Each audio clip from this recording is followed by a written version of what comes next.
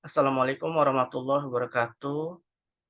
Perkenalkan, saya Masri Pradipto, STPMT, dosen dari Program Studi Teknik Industri, Universitas Indraprasta PGRI, ingin membuat video pembelajaran sebagai salah satu kelengkapan dalam sertifikasi dosen untuk kelengkapan dokumen pernyataan diri dalam unjuk kerja Tridharma Perguruan Tinggi. Ini adalah biodata saya. Mas Ri Pradipto, STPMT dengan NIDN 03120305 dari Program Studi Teknik Industri, Fakultas Teknik dan Ilmu Komputer, Universitas Indraprasta PGRI. Berikut adalah nomor WhatsApp, email, dan YouTube channel saya yang saya gunakan dalam proses pembelajaran selama saya mengajar di kelas.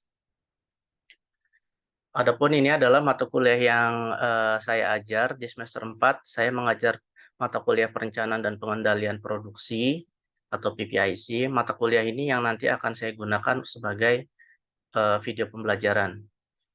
Di semester 5 saya mengajar perancangan tata letak fasilitas dan sistem produksi. Di semester 6 saya mengajar metodologi penelitian. Di semester 7 saya mengajar mata kuliah seminar dan juga membimbing mahasiswa kuliah kerja praktek atau KKP. Dan di semester 8 saya mengajar tugas akhir.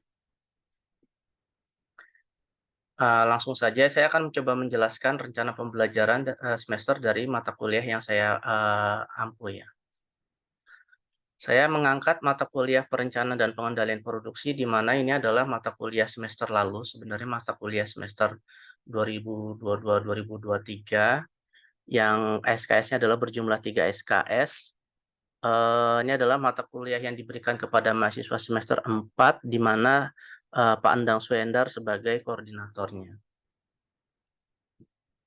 Ini adalah deskripsi singkat dari mata kuliah perencanaan dan pengendalian produksi. Adalah suatu usaha manajemen untuk mengkoordinasikan kegiatan produksi, merencanakan, menjadwalkan, dan mengendalikan kegiatan produksi mulai dari input, proses, dan output yang menghasilkan barang atau jasa dengan efektif dan efisien yang merupakan bagian dari tanggung jawab manajer operasi. Sehingga pada akhir kuliah, mahasiswa itu diharapkan mampu untuk membuat jadwal induk produksi, merencanakan kebutuhan material, rencana kebutuhan kapasitas, dan juga menciptakan suatu pengendalian persediaan dan biaya produksi yang optimum. Nah, ini adalah materi pembelajaran yang dipelajari selama 16 kali pertemuan. Pertemuan pertama adalah membahas tentang konsep dasar dan implementasi sistem produksi. Pertemuan 2 dan 3 adalah pengelolaan dan prosedur peramalan permintaan. Dipelajari juga tentang teknik-teknik peramalan permintaan dan verifikasi hasil peramalan permintaan. Pertemuan 4 adalah perencanaan produksi agregat. Pertemuan 5 membahas tentang proses disagregasi. Pertemuan 6 dan 7 adalah tentang pengelolaan jadwal induk produksi. Nah, video pembelajaran kali ini saya akan mengangkat tentang pertemuan ke-6 dan 7, yaitu tentang pengelolaan jadwal induk produksi. Pertemuan ke-8 itu adalah ujian tengah semester atau UTS. Pertemuan 9 dan 10 itu mempelajari tentang perencanaan dan pengendalian persediaan independen beserta teknik-tekniknya. Pertemuan 11-12 itu adalah perencanaan kebutuhan material. Pertemuan 13 itu perencanaan kebutuhan kapasitas. Pertemuan 14 dan 15 itu adalah penjadwalan produksi beserta teknik penjadwalannya. Dan pertemuan 16 itu adalah ujian akhir semester atau UAS. Adapun capaian pembelajaran mata kuliah ini adalah CPL 1 itu menunjukkan sikap tanggung jawab atas pekerjaan di bidang keahliannya secara mandiri. CPL 2 itu adalah menguasai konsep teoritis sains alam, aplikasi matematika rekayasa, prinsip-prinsip rekayasa atau engineering fundamentals, sains rekayasa, dan perancangan rekayasa yang diperlukan untuk analisis dan perancangan sistem terintegrasi. CPL 3 adalah mampu mengkaji implikasi pengembangan atau implementasi ilmu pengetahuan teknologi yang memperhatikan dan menerapkan nilai humaniora sesuai dengan keahliannya berdasarkan kaidah, tata cara, dan etika ilmiah dalam rangka menghasilkan solusi, gagasan, desain, atau kritik seni. Dan CPL 4 adalah mampu menerapkan matematika, sains, dan prinsip rekayasa atau engineering principles untuk menyelesaikan masalah rekayasa kompleks pada sistem terintegrasi meliputi manusia, material, peralatan, energi, dan informasi. Nah, khusus untuk pembahasan penjadwalan pembuatan jadwal induk produksi ini, itu masuk ke dalam kategori CPMK 2, yaitu mahasiswa diharapkan mampu untuk membuat rencana produksi agregat, proses disagregasi, sehingga bisa mampu untuk membuat jadwal induk produksi sesuai dengan CPL 2, CPL 3, dan CPL 4. Adapun turunannya dari sub CPMK dari CPMK 2 ini adalah sub CPMK 3, diharapkan mahasiswa mampu untuk membuat rencana produksi agregat dan melakukan proses disagregasi.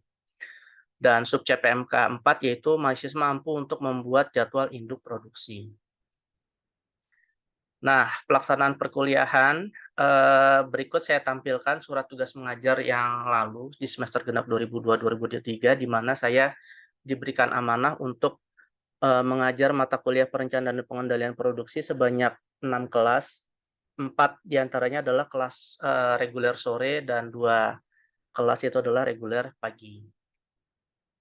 Nah, adapun metode pelajaran yang saya gunakan adalah kuliah atau ceramah, kemudian ada diskusi interaktif di mana saya mengharapkan adanya suatu pembelajaran yang kooperatif dan bersifat interaktif, di mana nanti saya akan banyak melibatkan mahasiswa untuk tanya jawab dan juga mereka yang lebih banyak berperan untuk berkontribusi dalam kegiatan pembelajaran. Ada juga tentang problem solving di mana mereka nanti harus bisa menyelesaikan masalah yang saya berikan, baik dalam bentuk tugas maupun kegiatan perkuliahan di kelas. Dan terakhir adalah kombinasi case study dan team based project di mana nanti mahasiswa nanti akan diminta untuk mengambil salah satu topik materi untuk dibuat sebuah studi kasus dan atau bersifat project juga, menyelesaikan masalah, artinya mengambil data secara orisinil dari tempat kerja mereka ataupun dari yang lain untuk disesuaikan dengan materi perkuliahan yang dipelajari selama di perkuliahan. Adapun ini adalah media perkuliahan yang digunakan, saya menggunakan WhatsApp, Google Classroom, YouTube Channel, dan Google Meet. Khusus untuk WhatsApp, saya mengakomodasi komunikasi untuk perwakilan kelas dan juga chat pribadi dari masing mahasiswa. Jika mereka menemui kendala, saya akan memfasilitasi itu gitu. Artinya ketika selama 1 semester kuliah itu saya akan standby untuk menjalin komunikasi dan menjawab keluhan-keluhan ataupun pertanyaan-pertanyaan yang mereka tidak pahami untuk bisa saya berikan jawabannya atau solusinya. Ini adalah tampilan grup WhatsApp mata kuliah PPIC. Ini adalah tampilan Google Classroom yang saya gunakan untuk biasanya saya akan memposting 3, diantaranya adalah presensi jika perkuliahan dilakukan secara online, posting materi kuliah, dan juga tugas kuliah yang individu ya sifatnya. Dan ini adalah media perkuliahan via YouTube yang saya gunakan untuk menunjang kegiatan perkuliahan karena ada beberapa soal-soal perhitungan atau teori itu yang membutuhkan penjelasan secara spesifik dan mendalam secara rinci. Nah, itu sehingga mahasiswa bisa mengakses video ini kapanpun dan dimanapun menggunakan device mereka, HP mereka untuk bisa memahami perkuliahan yang telah saya berikan. Dan ini adalah jadwal perkuliahan di Unindra. Ada secara offline dan online dengan jadwal seperti ini selang-seling, di mana pertemuan ganjil itu adalah sifatnya offline dan sedangkan pertemuan genap itu online. Khusus untuk pertemuan 7 dan 15 sebelum ujian itu adalah online. Nah, saya mengikuti acuan dari lembaga atau kampus di mana mahasiswa diadipkan hadir itu adalah 80% kehadiran. Nah, di mana kehadiran saat kuliah ini jika kuliah dilakukan secara offline, maka absen dilakukan secara manual. Artinya nanti saya akan mengecek satu demi satu siapa mahasiswa yang hadir. Adapun kalau presensi secara online itu saya akan menggunakan media GCR ya, atau Google Classroom. Di sini saya memberikan toleransi mahasiswa itu tidak masuk atau tidak isi presensi atau tidak hadir atau absen itu adalah sebanyak 4 kali. Jika sudah lebih dari 4 kali, maka saya nyatakan mahasiswa tersebut tidak serius kuliah, akan saya remove dari GCR dan artinya mahasiswa tersebut tidak lulus mata kuliah ini. Penilaian yang saya guna pun juga mengikuti lembaga atau buku panduan operasional perkuliahan, di mana nilai tugas itu berkontribusi 20% terhadap nilai akhir, nilai UTS itu berkontribusi 30%, nah nilai UAS atau UPM itu adalah sekitar 50%. Khusus untuk presensi, bagi saya pribadi tidak berpengaruh terhadap nilai, namun itu hanya sebagai indikator mahasiswa tersebut serius kuliah atau tidak. Ini adalah range nilai yang saya gunakan, di mana nilai E itu wajib mengulang dan nilai D itu diharapkan untuk mengulang karena nanti ketika sudah masuk semester 8 diharapkan mahasiswa tidak ditemukan lagi nilai D di transkripsinya. Tugas kuliah saya membagi ada 2, di mana ada tugas individu yang dilakukan secara individu dan tugas kelompok yang tadi ini sifatnya adalah seperti studi kasus atau project based learning. Di mana tugas individu ini ada 12 tugas, 6 tugas sebelum UTS dan 6 tugas sebelum UAS, dikumpulkan melalui GCR atau Google Classroom. Sedangkan kalau tugas kelompok ini hanya dikerjakan sekali dengan kelompok maksimal 5 orang. Mereka harus mengambil data secara orisinil dan mengambil topik terkait dengan materi yang saya sampaikan di kelas. Jadi mereka belajar studi kasus dan sekaligus team based project ya. Dan luarannya nanti mereka diharapkan bisa membuat sebuah artikel jurnal. Oke, ini adalah contoh tugas individu yang saya berikan kepada masing-masing mahasiswa, di mana tadi saya sudah jelaskan ada 6 tugas sebelum UTS dan 6 tugas sebelum UAS. Harapannya mereka adalah bisa memahami materi yang telah saya berikan, yang saya share di Google Classroom. Mereka mengerti tentang konsep dan mereka bisa memecahkan masalah atau problem solving atas permasalahan yang saya berikan di soal tersebut. Kemudian ini adalah contoh tugas kelompok yang hanya dikerjakan satu kali dalam satu semester. Satu kelompok terdiri dari 5 orang, diharapkan mereka bisa mengambil data secara orisinil, kemudian memecahkan kasusnya. Jadi ini bisa dibilang merupakan bentuk kombinasi dari sebuah case study dan project based learning, dan luarannya adalah bentuknya seperti artikel jurnal, di mana mereka mulai dilatih untuk terbiasa membuat sebuah karya tulis ilmiah dalam bentuk artikel jurnal. Oke, berikutnya saya akan menampilkan video pembelajaran yang saya lakukan pada semester lalu, namun karena video pembelajaran itu durasinya cukup panjang, 1 jam, maka cuplikan video berikut ini adalah saya sesuaikan dengan durasi tidak sampai 1 jam gitu ya, tapi saya akan sesuaikan dengan durasi yang tidak terlalu panjang untuk sekedar untuk memenuhi kelengkapan dari video pembelajaran ini.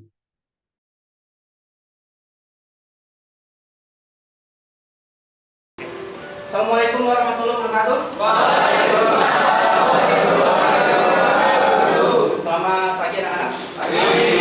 Oke, terima kasih sudah hadir di kampus Akademi. Kita sudah masuk ke pertemuan 5 ya. Pertemuan 5, di mana nanti pertemuan 6 kita akan dilakukan secara online, kemudian pertemuan 7 online juga ya.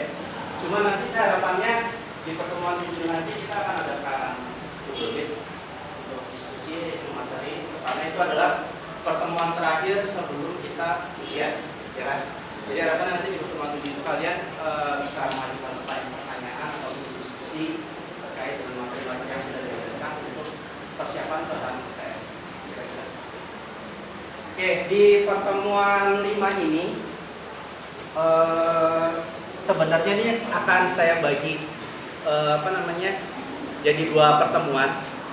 Ada yang sekarang sama minggu depan gitu kan, dan yang pertemuan ini sebenarnya lebih banyak bahas soal teori ya.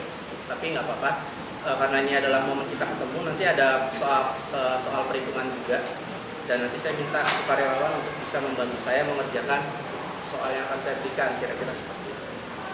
Oke, materi kali ini adalah tentang disagregasi dan pengelolaan jadwal induk produksi. Namun sebelum itu, saya pengen nanya dulu, review dulu Di pertemuan kita kemarin kita kan membahas tentang perencanaan agregat. Ada yang masih ingat nggak? Oh Pak, ini kita diskusi aja. Ada yang masih ingat nggak? Perencanaan agregat itu apa sih? Feel free to speak. Nggak ada benar, nggak ada salah. Silakan, ada yang mungkin ada yang masih ingat atau punya pendapat apa itu perencanaan agregat? Karena ini kita berkaitan dengan materi yang akan kita bahas sekarang ya. Jadi bisa mungkin ada yang bisa dijelaskan apa itu perencanaan agregat? Feel free to speak. Siapa aja boleh mau menjelaskan? Adik itu apa itu perencanaan agregat? Kira-kira perencanaan agregat itu rencana yang besar atau kecil? Besar. Oke, agregat itu besar.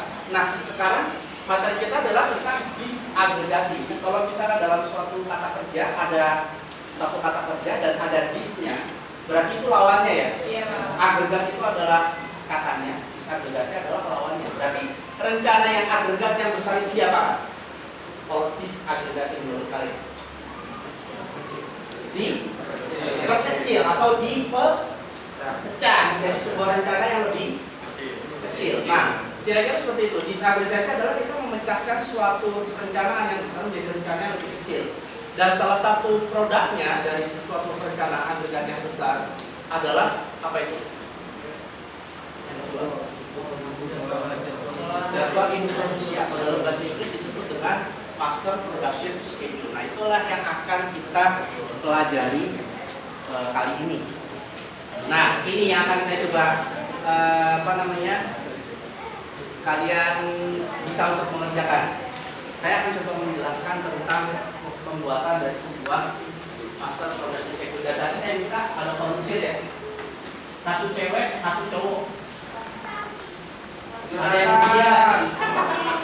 Ada yang bersedia? Yang cowok?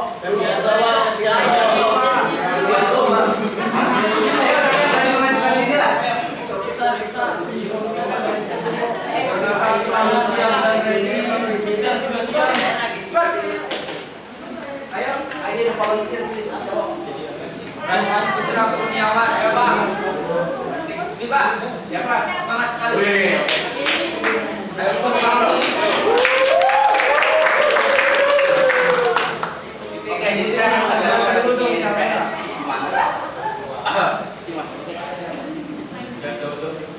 Di sini ada stok awal berapa? 64. Oke, di sini ada tadi dua inputan NPS apa?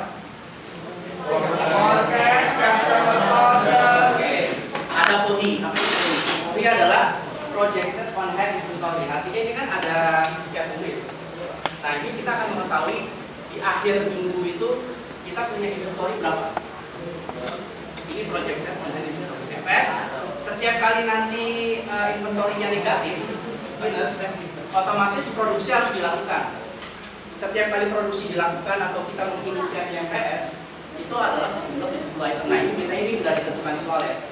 Di sini dikasih tahu setiap kali produk negatif kita harus melakukan produksi, dan setiap kali produksi dilakukan jumlahnya adalah 70 item. Oke, sekarang ini masuk lagi. Stok awal ada berapa? 64. Ada forecast dan customer order. Mana yang lebih besar? Customer order ya? Berapa? 33. Stok awal 64 dikurang 33 berapa? 31. Tulis Mas di sini 31. Oke. Berarti di end of week 1, di akhir dari minggu pertama, inventory-nya berapa? 31. Oke, kita lihat minggu kedua. Forecast 30, customer order 20. Mana yang lebih besar? Stok terakhir adalah berapa? Dikurang yang besar tadi berapa? Berarti 31 dikurang 30. Oke. Berarti di akhir minggu kedua, inventory berapa? Masuk ke minggu ketiga, mana yang lebih besar? Berapa? 30. Berarti 1 dikurang 30 berapa? Minus 29. Tulis Mas, minus 29. Tadi kata-kata siapa? Ketika inventory bernilai negatif, maka kita harus memproduksi ya. Setiap kali produksi, NPS itu dia menghasilkan berapa item? Tulis di sini NPS-nya 70 item. Ya. Nah, sekarang kita punya produksi 70, kita jadi punya 70 item kan? Yang 29 sudah ketutup kan? Kalau surplus kan? Artinya kita kurangi 70 dikurang 29 berapa? 41. Ganti Mas, minus 29 ini. Ganti ya. 41. Oke. Berarti end of week 3 berapa? Inventory-nya? 41. Masuk minggu keempat, mana yang lebih besar? Oke. Oke, 30. Berarti 41 kurang 30 berapa? 11. Di akhir minggu keempat berapa inventory-nya? 11. Masuk minggu kelima. Mana yang lebih besar? Oke. Berarti apa kurang apa? 40 kurang 11 atau 11 kurang 40? Selalu inventory dikurang dengan yang ini ya, Pak. Oke, 11 kurang 40 berapa? Minus 29. Artinya kalau minus 29 apa? Kita harus produksi berapa? 70 kurang 29 berapa? Nah, di minggu ke-6, 7, 8 udah nggak ada customer order, jadi memang belum ada order. Sekarang berarti kita pakai forecast ya, berarti di akhir minggu kelima berapa inventory-nya terakhir tuh? 39. Ya, oke. Artinya kalau minus 39 harus apa?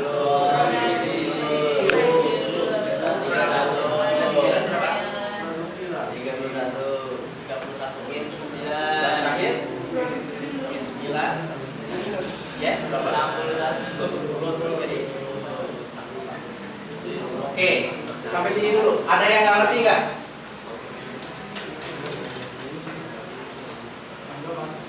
Oke, belum. Oke, belum. Habis ini cewek ya gantian siap-siap. Nah, ATP-nya adalah available to promise. Available to promise itu adalah seperti janji yang diberikan oleh kayak misalnya, bro, sampai minggu keberapa masih punya produk nggak? Nah, available to promise itu untuk menghitung hanya dihitung di minggu pertama dan minggu-minggu lain yang ada MPS-nya. Yang ada MPS-nya minggu berapa aja? 5. Artinya ATP-nya akan muncul di sini. Nah, artinya nanti kita akan tahu dari satu periode ke periode lain yang ada MPS-nya, kita bisa tahu berapa produk yang bisa kita janjikan ke customer. Itu namanya available to promise.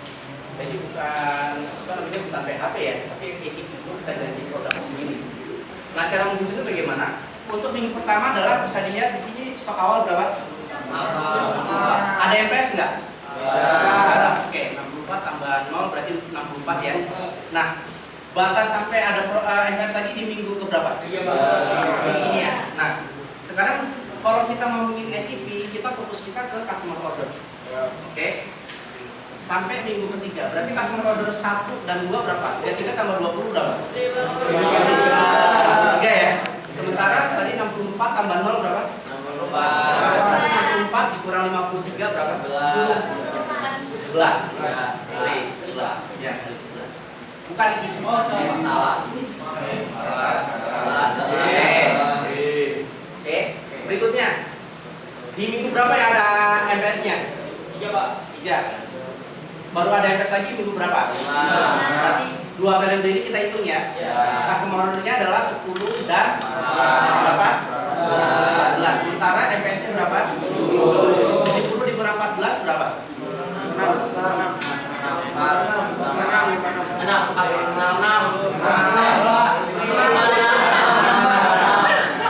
Berapa? 56.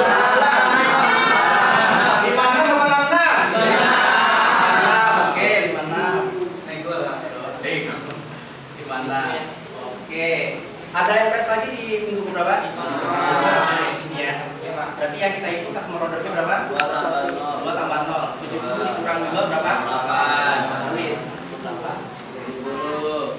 Nah, yang ini karena dia jempetan berarti cuma kurang 70 barang kurang 0 berapa? 70. Yang ini kurang 20 berapa? Kasih Mas. Kasih tepuk tangan. Oke, 94. Ada yang masih bingung nggak? Siap ya. Ada yang mau mengajukan diri nggak cewek?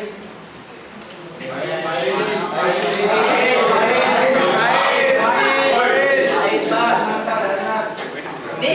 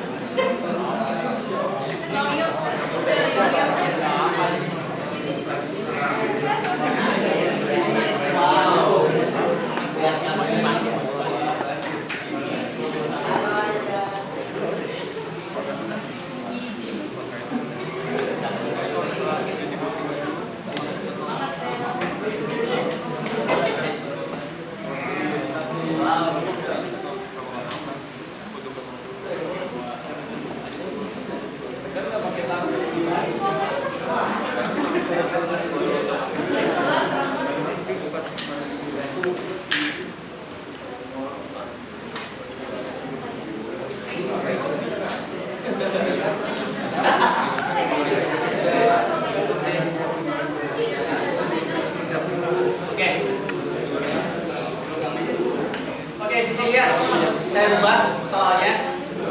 Soalnya 20 dan MPS setiap kali nanti ya.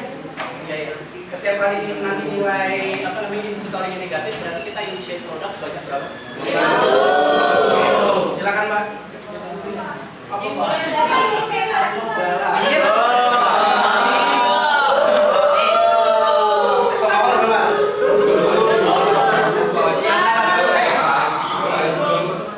Kita apa ini? Yang paling besar yang mana? Oke. Stok awal dikurang berapa?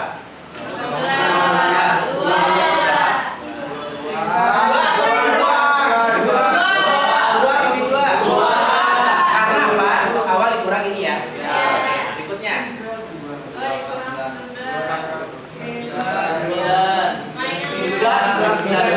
19 kurang 2. Ya, berapa? Min 17.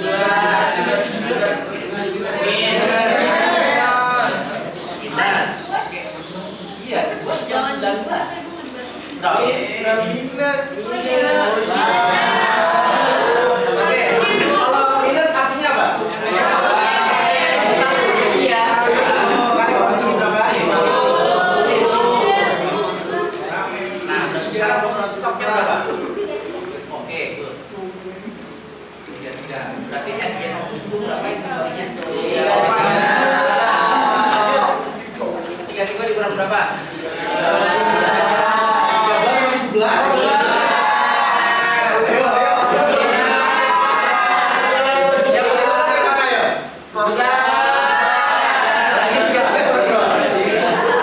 33 kurang 17 berapa?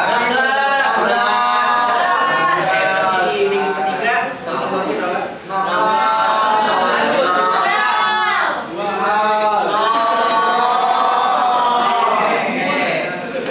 Lanjut minggu kelima.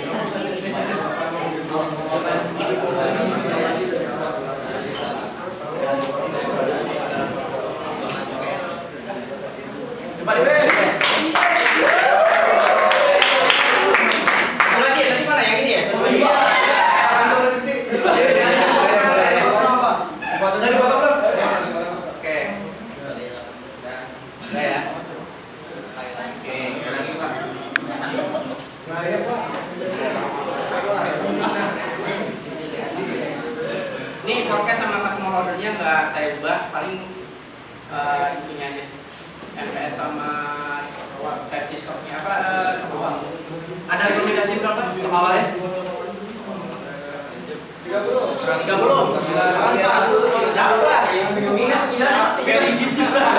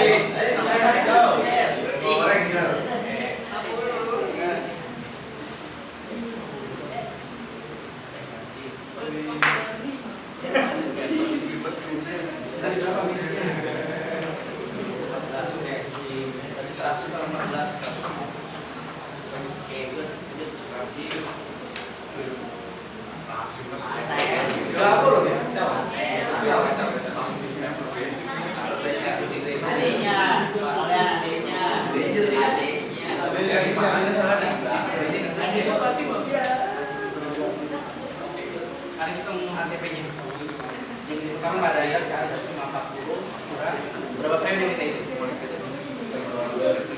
Iya.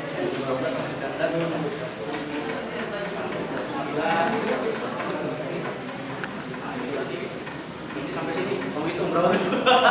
Bantuin coba temannya nih berapa? 13 sampai 16 berapa? 29 tambah 13 42 tambah 17 49 tambah 14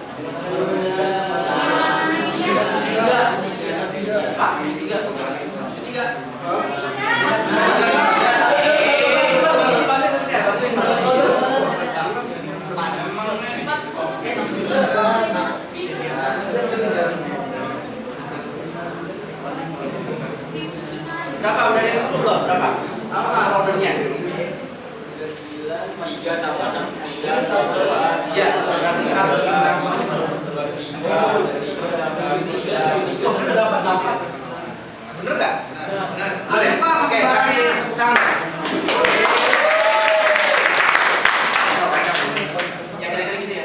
Jadi sebenarnya MPS atau produksi yang kita buat itu berpengaruh terhadap ini ya. Kalau misalnya MPS yang kecil, kita harus berkali-kali. Di jam minggu berapa kita harus MPS lagi. Gitu. Kita MPS-nya kita besarkan, berarti cuma sekali doang ya, di minggu ketiga doang.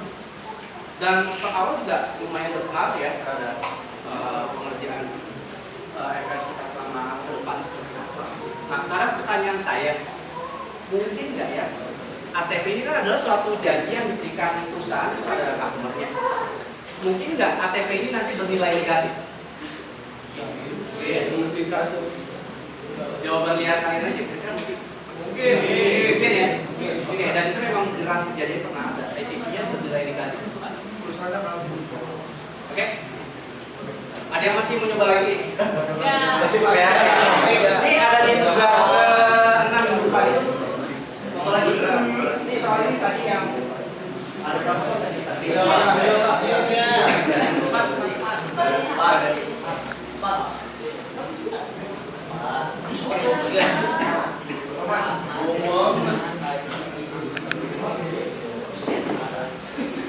Ini ada di minggu ke-6 nanti tugasnya, termasuk nanti bikin soal ACT.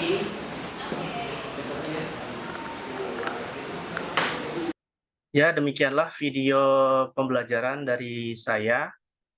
Kurang lebihnya mohon maaf. Wabillahi taufiq wal hidayah. Assalamualaikum warahmatullahi wabarakatuh.